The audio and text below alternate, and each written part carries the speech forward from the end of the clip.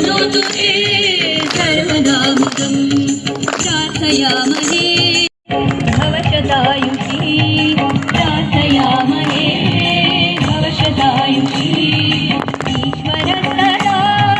त्वां च रक्षतु ईश्वर सदा त्वां च रक्षतु पुण्यकर्मणा कीर्तिमर्जया पुण्यकर्मणा कीर्तिमर्जया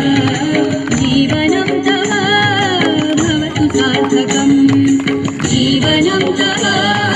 भवतु सार्थकम् जन्मदिनमिदं